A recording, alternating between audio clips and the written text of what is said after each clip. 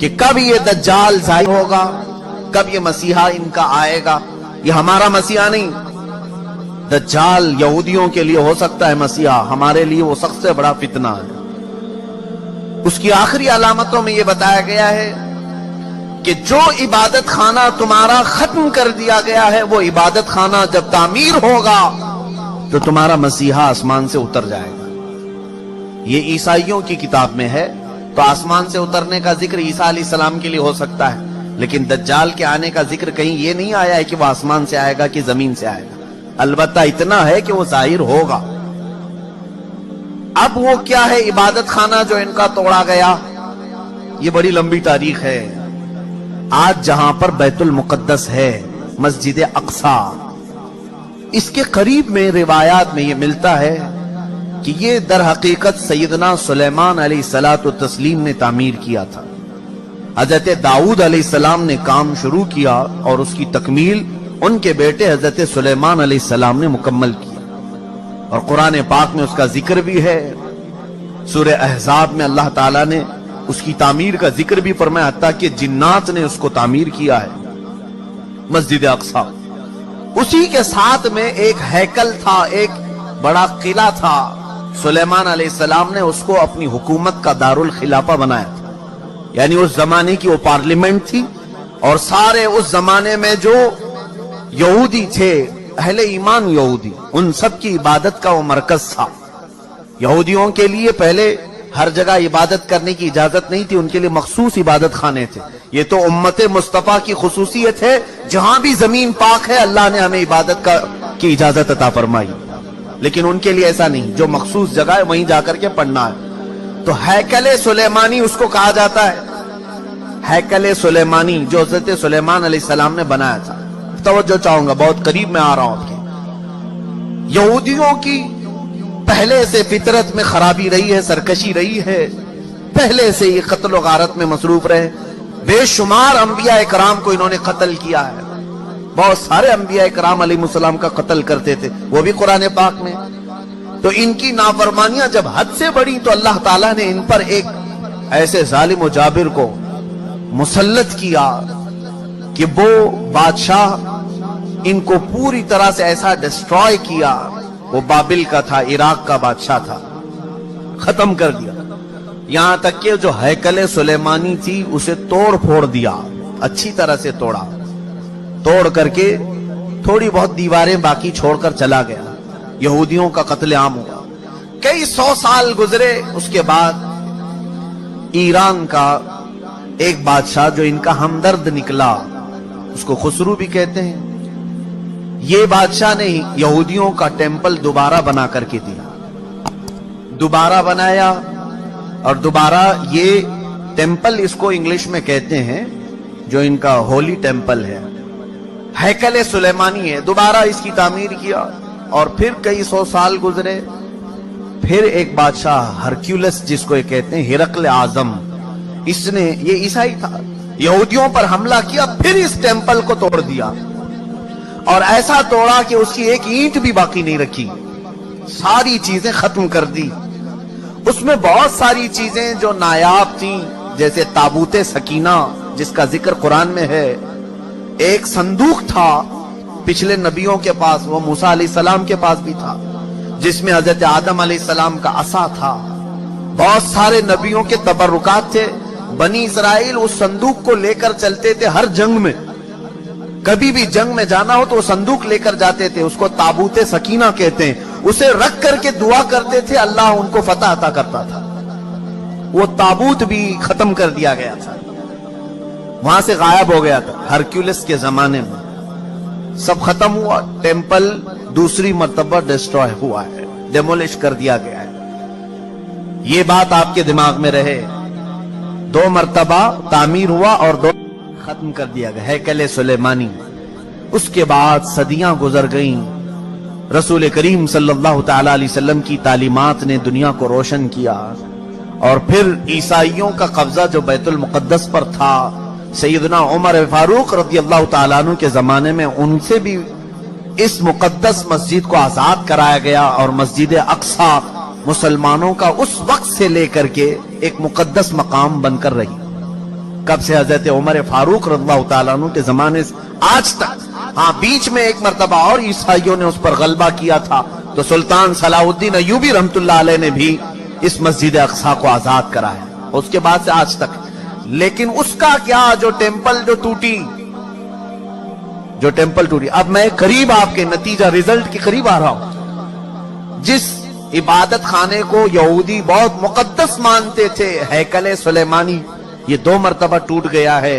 अब सुनिए कि इनकी बशारतों में ये तक लिखा गया है, जिस वक्त तुम अपना इबादत खाना तीसरी मरतबा तामीर करोगे, तुम्हारा मसीहा आ जाएगा।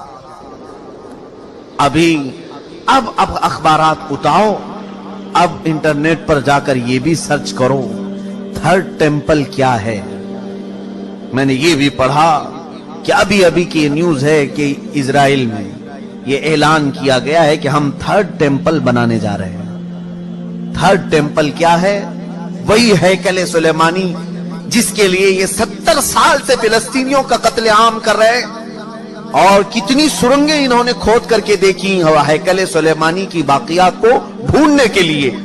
अब जल्दी मैं आ रहा हूं। यहूदियों ने अभी अपने अखबारात में ये भी ऐलान किया कि इनको ताबूत सकीना भी मिल गया है। जो ताबूत सकीना गायब था वो मिल गया, और उसके अलावा वो जगह भी मिल गई जहां पर हैकले सुलेमानी तामीर था। अब इनको ये खबर हो गई।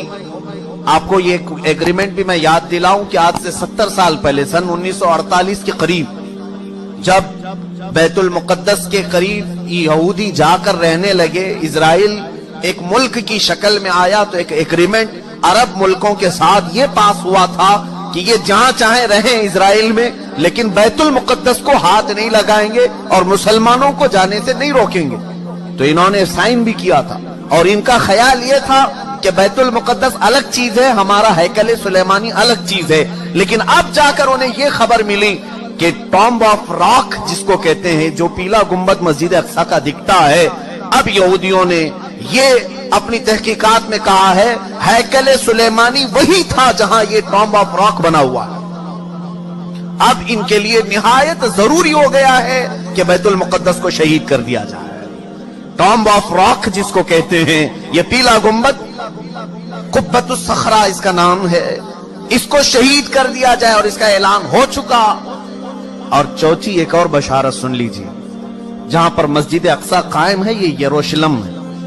मैं इन तमाम बातों को जो पेश कर रहा हूं, कानूनी एतबार से बहुत सारे लोग समझते हैं इन पेचीदगियों को। जिसने भी यहूदियों के मुतालिक बात की है उसका कत्ल कर दिया जाता है, मार दिया जाता है। मैं बार बार इसका एतराफ करता हूं, मुझे इसकी परवाह नहीं।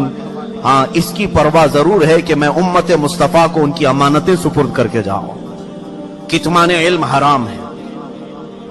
चौथी एक और बशारत इनके मुतालिक ये आई है कि कब आएगा इनका मसीह दज्जाल। ये भी कहा गया है कि यरूशलेम में जब तुम्हारी हुकूमत का सेंटर होगा, तब तुम्हारा मसीह उतर कर आ जाएगा, तुम्हारा मसीहा आ जाएगा। अब तक इजराइल का कैपिटल सिटी यरूशलेम नहीं था, आज तक नहीं था। और आपको अभी पिछले साल पता चला होगा, अमेरिका के सदर ट्रंप ने यह ऐलान किया कि मैं अमेरिकन एम्बेसी यरूशलेम मुंतकिल कर रहा हूं। जो इजराइल में उसकी एम्बेसी थी, जाहिर सी बात है एम्बेसी वहां होती है जहां मुल्क की कैपिटल सिटी होती है, राजधानी। दिल्ली में सारे मुल्कों की एम्बेसियां मौजूद हैं, सिफारत खाने दिल्ली में होते हैं। इसी तरह से इजराइल के अंदर जितने भी मुल्कों की एम्बेसियां हैं वो तिल अवीव में थी, तिल अवीव। लेकिन अब उसे मुंतकिल करके, ट्रांसफर करके यरूशलेम में लाया गया, और ये इस बात का ऐलान है कि यरूशलेम अब यहूदियों का मरकज हुकूमत बनने जा रहा है 2019 में। ये ऐलान होगा कि 2019 में यरूशलेम अब पूरे हिंदुस्तान, पूरे इजराइल का मरकज होगा, कैपिटल सिटी होगा। और ये उनकी बशारतों में लिखा गया है कि जिस वक्त यरूशलेम तुम्हारा दारुल खिलाफा बन जाए, दारुल हुकूमत बन जाए, मसीहा तुम्हारा आने वाला है। बैतुल मुकद्दस जिस जगह पर वाक़ है, उसका गूगल मैप अगर निकाला जाए तो गूगल मैप में से बैतुल मुकद्दस को हटा करके थर्ड टेंपल की इमारत रखी गई। मुजव्वजा अभी बनी नहीं है, लेकिन उसकी इमारत पेश करके दिखाया गया पूरी दुनिया को। अब इन यहूदियों को खौफ नहीं किसी से, इसलिए कि हर अरब मुल्क के बादशाह में इन्होंने अपनी जुबान रखी है। हर अरब मुल्क का बादशाह इनका पट्टू बना हुआ है, इनका खादिम है। अब उन्हें यकीन है कि मुसलमानों की तरफ से आवाज नहीं आने वाली है, हमने सबों को खरीद लिया है। आपको ये तक खबर नहीं होगी कि तकरीबन इस्लामी ममालिक नाम से जितने आज जाने जाते हैं, हर मुसलमान बादशाह के घर में यहूदी औरतें पहुंची हुई हैं, इनकी बीवियां यहूदियां हैं। थर्ड टेंपल बनाना ये कोई मामूली काम नहीं था, लेकिन वो बनाने के सारे प्रोजेक्ट तैयार कर लिए।